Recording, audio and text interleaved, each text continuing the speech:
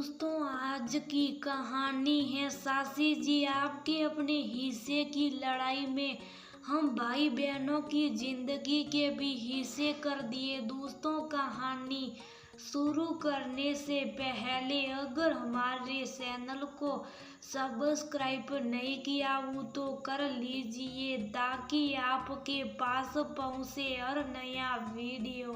जैसे जैसे रक्षाबंधन के दिन करीब आते जा रहे, मनु के सवालों की कशमकश बढ़ती जा रही। वह बार बार अपने घर की खिड़की से अपने सामने बने हुए अपने सासी जी के घर को देखकर सासी जी को देखने की कोशिश करता रहता था, पर उसकी सासी जी मनु के घर की तरफ गलती से भी अपनी नजरें ऊपर उठाकर भी नहीं देखती थी। मनु अपनी माँ की नजरों से चूभता हुआ हमेशा सासी जी के घर को एकटक नजरों से देख ही लेता था। मनु को पता है उसकी सासी जी मनु को देखकर कभी भी बिना हंसे नहीं रहती हैं। जब भी उनकी मनु से नजरें मिलती हैं तब वो हमेशा हंसकर मनु को बोलती, अरे मनु बेटा, क्या हो रहा, क्या कर रहा है। पर अभी पिछले कुछ दिनों से ये माहौल थोड़ा बदल सा गया था। सासी जी भी पूरी बदल गई थी। अभी 3 महीने पहले सासा जी और मनु के पापा में गांव में खाली पड़ी जमीन के हिस्से को लेकर कहासुनी हो गई थी। दोनों भाई जमीन का कम ज्यादा हिस्सा करके लड़ रहे थे। दोनों एक दूसरे के ऊपर एक दूसरे की जमीन हड़पने का आरोप लगा रहे थे और दोनों की लड़ाई इतनी ज्यादा हो गई थी कि दोनों भाई एक दूसरे के दुश्मन बन गए थे। अब ना दोनों में बोलचाल थी, ना पहले जैसा प्यार। एक ही गली में आमने सामने रहते हुए भी दोनों भाई अब एक दूसरे के लिए आज अजनबी थे। पहले दोनों भाइयों के बीच में बहुत प्यार था। मनु तो जैसे अपने सासी जी का लाडला था। मनु अपने मम्मी पापा का इकलौता बेटा था। सासी जी के एक बेटा और बेटी। मनु और सासी जी के दोनों बच्चे तीनों एक साथ बड़े हुए। तीनों की एक दूसरे में जान बसती थी। यहाँ तो मनु सारे दिन सासी जी के घर पर रहता है, यहाँ सासी जी के दोनों बच्चे मनु के घर पर रहते। दोनों के घर इन बच्चों के शोर शराबे से गुलजार थे।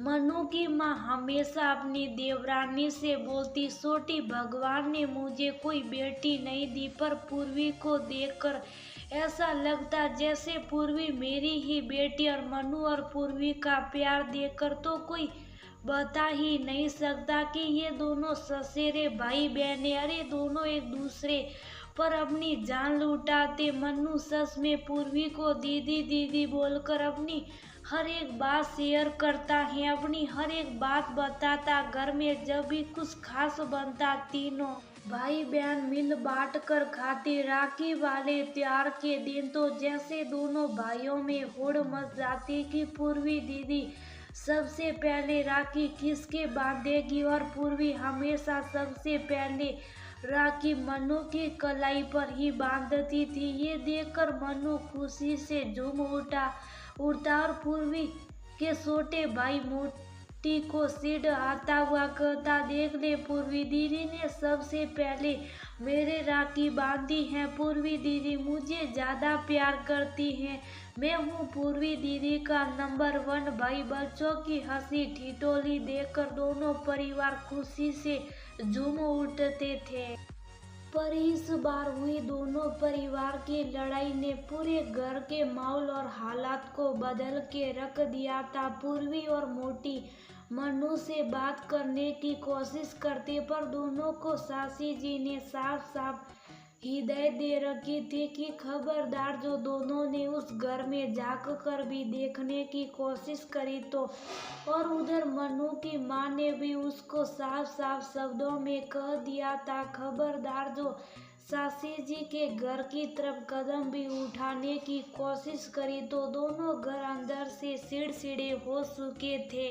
दोनों की जिंदगियों में खालीपन सा गया था। आंगन सुने सुने रहने लगे थे। वार त्योहार की रौनक जा चुकी थी। बस एक अजीब सा सन्नाटा पसरा हुआ रहता था।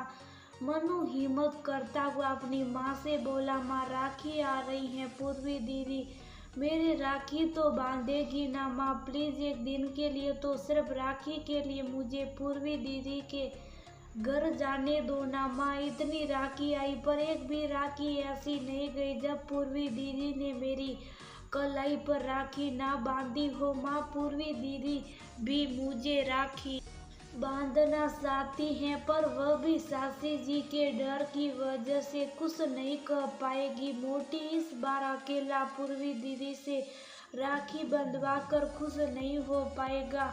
हम दोनों भाइयों की नोकझोंक से ही तो पूर्वी दीदी को हमें राखी बांधने में मजा आता। मनु का गला रुध गया था। ये बोलते बोलते अपने बेटे के आंसुओं से भरे हुए शब्दों को सुनकर मनु की माँ पिघल गई थी। वह भी जानती थी रिश्तों को कुचल कर आगे बढ़ना यानी खुद को मारने के बराबर होता। इतने दिनों से वह भी तो अपनी देवरानी के प्यार और सानिध्य को तरस रही थी, पर संपत्ति को लेकर हुए विनोद ने दोनों को एक संवेदनाहीन इंसान बना दिया था, जिसमें दोनों परिवारों ने अपने बच्चों को भी पीस दिया था। मनु की माँ बोली, बेटा मैं तुझे मना नहीं करूँगी, पर सासी जी ने अगर मना कर दिया तो प्लीज वापस आ जाना। मनु खुशी से झूमता हुआ राखी वाले दिन तैयार होकर हाथ में शगुन का एक बड़ा सा पैकेट लेकर सासी जी के घर पर उसी तरह गया जैसे पहले जाता था। सासी जी बोलते हुए मनु की आवाज सुनकर सासी जी और दोनों बच्चे बाहर आ गए थे। पूर्वी की आंखों में मनु को देखकर आंसू आ गए थे। सासी जी भी अपनी भावनाओं पर कंट्रोल नहीं कर पाई थी मनु को देखकर, लेकिन वो ने मन ही मन अपने आप को रोका और मनु से कहा, किसने बुलाया था तुझे?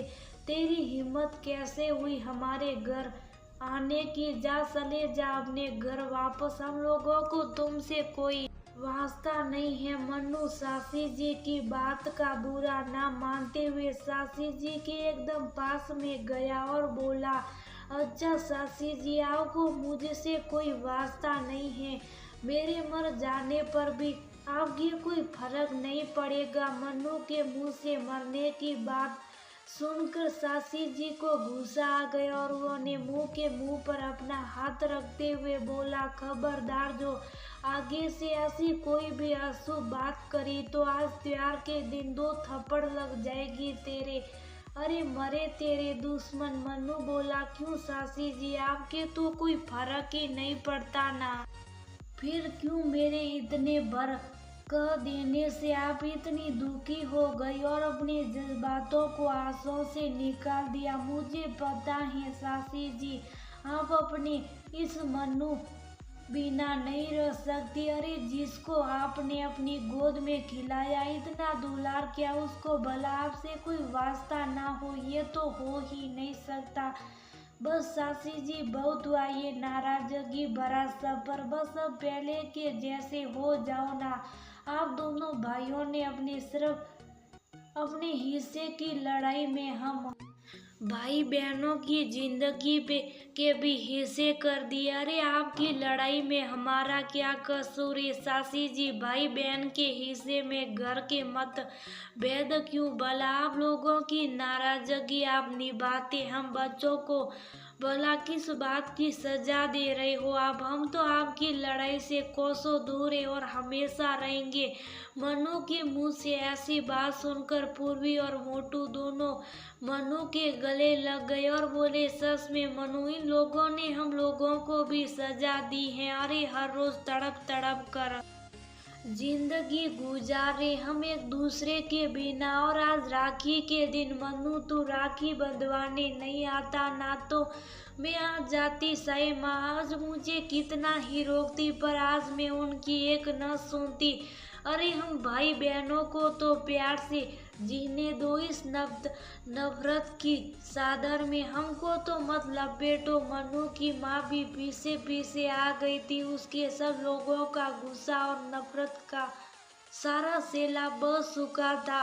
बड़ों की करने की सजा बच्चों के हिस्से में क्यों भला आती। उधर तीनों बच्चे गले लग कर पहले के जैसे कि पहली राखी पूर्वी किसके बांधेगी इस पर डिस्कस कर रहे थे। वहीं दूसरी तरफ दोनों देवरानी जेठानी एक दूसरे को गले लगाकर अपनी नाराजगी मिटा रही थी। दोनों भाई भी अपनी अपनी सोच पर शर्मिंदा थे। दोनों ने भी एक दूसरे को नजरें मिलाकर नजरों ही नजरों में अपनी गलती की माफी मांगी और फिर से एक हो गए।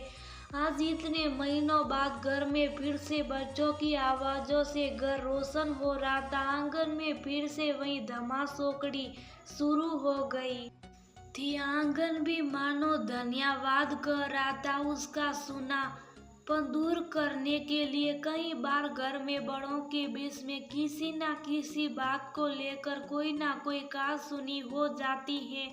बहुत दिनों तक घर के सदस्यों में आपस में बहुत साल बंद हो जाती। एक दूसरे के घर आना जाना बंद हो जाता। पर इन बड़ों के बीच में घर के बच्चे पीस कर रह जाते। उनको भी उस अपराध की सजा मिलती है जो उन्होंने किया ही नहीं था। आखिर क्यों?